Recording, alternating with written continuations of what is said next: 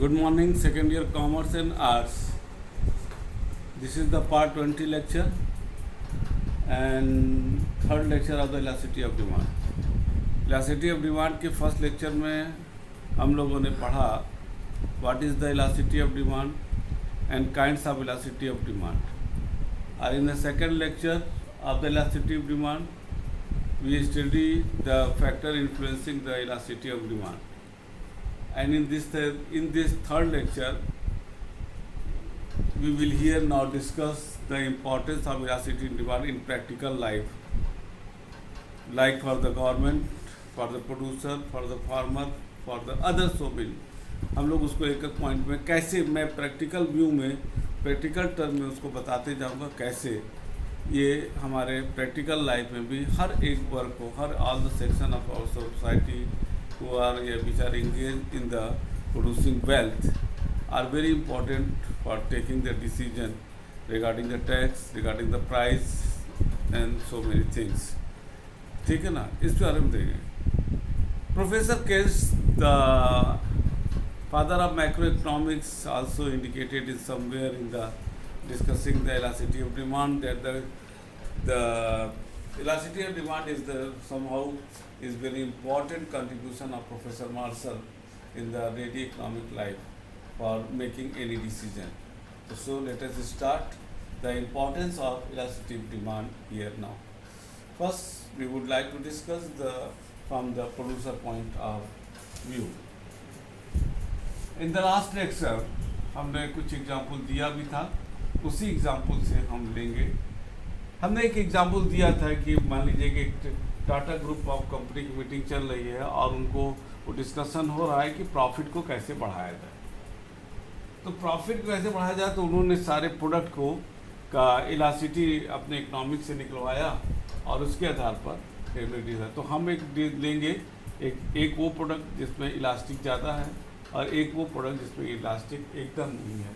तो एक प्रोड्यूसर कैसे डिसीजन लेता है और इंक्रीजिंग द प्रॉफिट. यहाँ पर ध्यान देना, चाहे प्रॉफिट हो चाहे टैक्स हो, किसी भी वर्ग के लिए गवर्नमेंट के लिए टैक्स इज प्रॉफिट रेवेन्यू का है और कॉर्पोरेट सेक्टर और बिजनेसमैन के लिए प्रॉफिट इंक्रीज. तो प्रॉफिट इंक्रीज करने का डजंट मीन प्रॉफिट या टैक्स कलेक्शन ज़्यादा होना चाहिए, न कि आपका किसी चीज़ पे प्रॉफिट बढ़ा देना. हमारा टोटल प्रॉफिट ज़्यादा आना चाहिए. ये फिर से हम रिपीट करें, टोटल प्रॉफिट या टोटल टैक्स कलेक्शन ज़्यादा होना चाहिए, न कि हम किसी प्रोडक्ट पर जो है हम प्रॉफिट बढ़ा दें. कभी कभी प्रॉफिट घटा कर भी हम प्रॉफिट ज़्यादा कलेक्शन कर सकते हैं. कैसे, अब आप देखिएगा इसको. प्रोड्यूसर के लिए अगर प्रोडक्ट इलास्टिक है, मैंने उस एग्जाम्पल में दिखाया भी था, अगर 10 रुपया का प्रोडक्ट है तो उसका कॉस्ट आपका अगर 7 है तो प्रॉफिट हो जाता है 3 रुपया, और अगर टर्नओवर है तो आपका 100. तो टोटल जो प्रॉफिट आ रहा है वो हो जा रहा है 300 रुपया. 100 मल्टीप्लाई बाई 300, ये प्रॉफिट हो गया. अब ये इलास्टिक है, हाईली इलास्टिक है. हमने टाटा ने जो इसका कॉस्ट गिरा दिया 9 रुपये, इसका MRP गिरा दिया 9 रुपया. कॉस्ट वही था, प्रॉफिट 2 रुपया हो गया, लेकिन टर्नओवर 200 हो गया. यानी कि 200 multiply by 2 that is the 400. तो इंक्रीज प्रॉफिट हो गया 100 प्लस. अब अगर इन इलास्टिक पर चलते हैं हम लोग, इन इलास्टिक में हम लोग आते हैं, तो इन इलास्टिक में अगर कोई प्रोडक्ट 10 रुपया था, वही 7 रुपया प्रॉफिट, कॉस्ट 3 रुपया प्रॉफिट और 100 रुपया उसका 100 टर्नओवर था. टोटल प्रॉफिट यहाँ पर भी आपका वही आ जा रहा है 300. अब टाटा ग्रुप ने कहा कि नहीं साहब, ये इनइलास्टिक है, कोई डिमांड पर फर्क नहीं पड़ने वाला. अगर हम प्रॉफिट बढ़ा दें, इसका MRP 11 हो गया. अब यहाँ पर हम लोग कॉस्ट तो 7 ही रहेगा और जो है हम लोग जो है यहाँ पर प्रॉफिट 4 रुपया हो गया. और यहाँ पर अगर डिमांड वही रहेगा 100, तो हम आप देखिएगा 100 मल्टीप्लाई 400 और हमारा प्लस इंक्रीज प्रॉफिट हो गया 100 रुपया. टोटल इंक्रीज हो रहा है तुम्हारा 200 रुपया. अब आप देखिए यहाँ पर टोटल कलेक्शन प्रॉफिट का 200 रुपया बढ़ गया, जबकि एक में हम 1 रुपया प्रॉफिट घटा रहे हैं प्रॉफिट घट रहा है लेकिन टोटल प्रॉफिट 100 रुपये बढ़ रहा है। और अगर प्लास्टिक ये प्रोडक्ट इन इलास्टिक है तो वहाँ पर हम प्रॉफिट बढ़ा करके प्रॉफिट ज़्यादा कलेक्ट कर रहे हैं, और इलास्टिक है तो प्रॉफिट घटा करके ज़्यादा प्रॉफिट कलेक्ट कर रहे हैं। ये था प्रोड्यूसर। तो इसका सीधा सा मतलब है कि any corporate sector of business house while making the decision regarding the fixation of price, the product quality like the elastic on the basis of elastic and inelastic, it is an important factor while taking the decision regarding the price fixation. अब हम आते हैं इसको यहाँ पर आपके government of India, एक finance minister अगर टैक्स के बारे में सोचता है तो क्या करता है। हम इसी को एग्जाम्पल को लेंगे, लेकिन अब थोड़ा सा वही सब फिर से करते हैं इसको कि प्रोडक्ट की इलाज वहाँ पर भारत सरकार भी जब टैक्स का वो करती है तो टैक्स में जब फिक्सेशन करती है, घटाती बढ़ाती है, तो वही उद्देश्य होता है कि tax total collection of tax बढ़ना चाहिए, भले से हम टैक्स घटा दें। तो वहाँ पर भी वही डिसीजन आता है इलास्टिक और इन इलास्टिक। तो एज ए फाइनेंस मिनिस्टर, हमारी फाइनेंस मिनिस्टर हैं मैडम निर्मला सीतारमण, उनके सामने हम लोग का डिसीजन एक आ रहा है कि हमको टैक्स कलेक्शन बढ़ना है। तो टैक्स कलेक्शन बढ़ाने का कतई मतलब नहीं होता है कि हम टैक्स को जो है का रेट ज़्यादा बढ़ा दें, कम करके भी टैक्स कलेक्शन ज़्यादा बढ़ा सकते हैं। कैसे कि अगर इलास्टिक ऑफ उससे इलास्टिक है तो सेम चीज़ आ जाएगा कि मान लीजिए कि एक प्रोडक्ट है 10 रुपया का, वही मान लीजिए, और उस पर जो है हमारा टैक्स आ रहा है 3 रुपया है, टैक्स 3 रुपया है। और अगर वो प्रोडक्ट टर्नओवर है उसका माने 1000, तो हमको गवर्नमेंट को 3000 रुपया टैक्स मिल रहा है। गवर्नमेंट ने, अगर गवर्नमेंट इलास्टिक है तो गवर्नमेंट ने जो है कहा कि अगर इसको हम ज़्यादा टैक्स ज़्यादा लगा देंगे तो टर्नओवर कहीं 500 हो गया तो हमारा 4 रुपया मान लीजिएगा तो 2000 हो जाएगा, गिर जाएगा। तो गवर्नमेंट ने कहा नहीं, हम इसको टैक्स को अगर हम घटा देते हैं, अगर ये हाईली इलास्टिक है और टर्नओवर मान लीजिए आपका 1800 हो गया या 1600 हो गया, तो हम 1600 भी मान लें कि 1600 हो गया टर्नओवर, 1000 की जगह सिर्फ टैक्स एक घटा तो हमारा टोटल टैक्स आ रहा है 3200, माने 1 रुपया टैक्स घटाने के बाद उसका जो है उसका बढ़ जाएगा। तो यहाँ पर टैक्स इंक्रीज कर रहा है 200 रुपया। उसी तरह अब ये इलास्टिक है, और अगर इन इलास्टिक पर हम चले जाते हैं तो यहाँ पर इन इलास्टिक में वही आ जाएगा।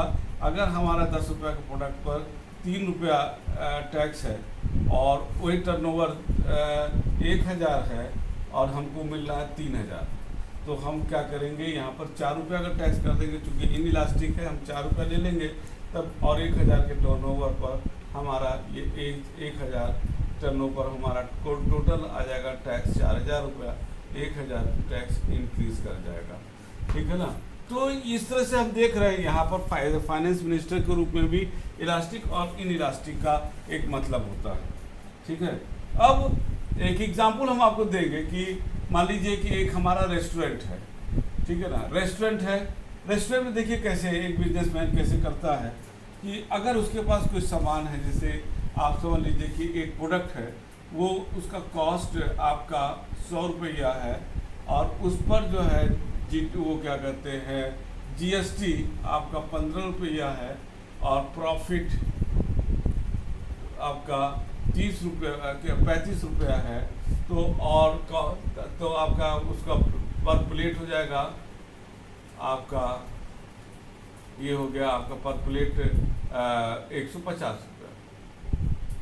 अब 150 रुपये पर अगर हम प्रॉफिट की बात करें तो 3000 और 3750 रुपया हमको प्रॉफिट हो जा रहा है। अगर 150 रुपया पर प्लेट है और प्रॉफिट 135 रुपया, और अगर ये मान लीजिए चलिए 200 हम प्लेट बेच ले रहे हैं। प्लेट कितना बेच रहे हैं? प्लेट 200। तो 200 पर अगर हम 35 की बात करेंगे तो 35 गुना 7000 रुपया प्रॉफिट। लेकिन अगर इलास्टिक है ये प्रोडक्ट, अब ये लगता है और या कंपटीशन ज़्यादा है, हम नहीं बढ़ाएंगे, तो कब मान लीजिए गवर्नमेंट ने 5 रुपये GST बढ़ा दिया, अब कॉस्ट 100 रुपया, GST 20 रुपया। अब अगर हम प्रॉफिट हम नहीं बढ़ाते हैं और फर्म बढ़ा देती है तो प्रॉफिट हमारा गिर जाएगा 30 रुपया पर। क्योंकि ये बढ़ गया तो इसको कंपनसेट कर रहे हैं। अगर इलास्टिक है तो हम प्रॉफिट नहीं बढ़ा रहे हैं, तो और फर्म बढ़ा दे रही है, तो हमारे यहाँ वो पर प्लेट जो है अब 200 अब 150 रुपये तो रहेगा ही, और कुल प्लेट की संख्या हमारे यहाँ 200 के जगह आप देखोगे 250 हो जा रहा है। तो 250 को अगर हम 30 से मल्टीप्लाई करते हैं तो 7,500 हो जाएगा। यानी कि हमने 5 रुपये अगर प्रॉफिट सेक्रीफाइस किया, हमारा प्रॉफिट 7,000 की जगह 7,500 हो जाएगा, 500 इंक्रीज कर जाएगा। और अगर ऐसा कोई कंपटीशन नहीं है, हम उस पर मोनोपोली रखते हैं, कोई फर्क नहीं पड़ेगा, तो हम क्या करेंगे, अगर हम चाहेंगे कि जो 5 रुपये बढ़ा, यहाँ पर देखिए 5 रुपये पब्लिक पर हमने नहीं शिफ्ट किया, लेकिन अगर हम पब्लिक पर शिफ्ट कर दें तो अगर कंपटीशन नहीं है या उस प्रोडक्ट पर मेरी मोनोपोली है तो हम क्या करेंगे, शिफ्ट कर सकते हैं। तो यहाँ हो जाएगा 20 रुपया प्लस 35 रुपया, तो यहाँ 155 रुपया हो जाएगा। और 155 रुपया पर आपका 200 प्लेट बिकता है, तो आप वही जो प्रॉफिट पहले पा रहे थे, जैसे 7,000 रुपया 7,000, और अब हमने जो है इसको सॉरी यहाँ 15 रुपया 35, और अगर 20 रुपया हो गया और हमने प्रॉफिट भी 35 रुपया रखा, 155 रुपया हो गया। 155 रुपया में अगर यही 200 रुपया रहता है तो आपका जो हो तुम्हारा 155 रुपया, तो यहाँ पर क्या हुआ, प्रॉफिट कितना हो गया, अब 155 कॉस्ट हो गया और 200 आ रहा है, तब भी हमारा प्रॉफिट घट नहीं रहा है। ठीक है, तो हम इसको क्या करेंगे, अगर नहीं घट रहा है या थोड़ा बहुत बढ़ भी रहा है तो हम इसको कस्टमर पर शिफ्ट कर देंगे। तो ये आपका हो गया अगर हम बिजनेसमैन के पॉइंट ऑफ व्यू से बात करते हैं। और तीसरा एक पॉइंट हम और बात करेंगे आपका कि किस तरीके से एक फैक्टर जो होते हैं important to the factor pricing, factor of production, land, labour, इस सब पर है, इस सब पर। तो थर्ड पॉइंट इज जो है फैक्टर प्राइसिंग। फैक्टर प्राइसिंग में दिया है the concept of elasticity of demand is useful in the determination of the factor prices.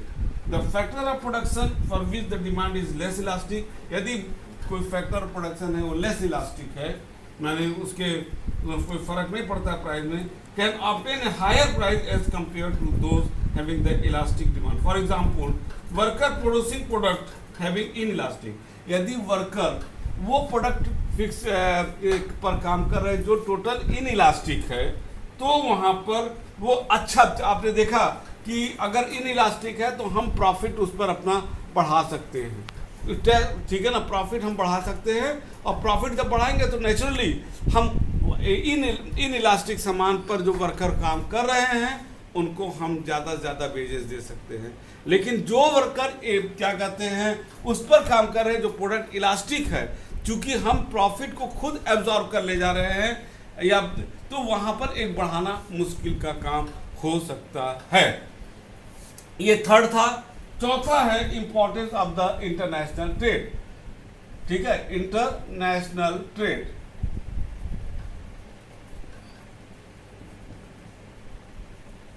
International trade, export और इंपोर्ट।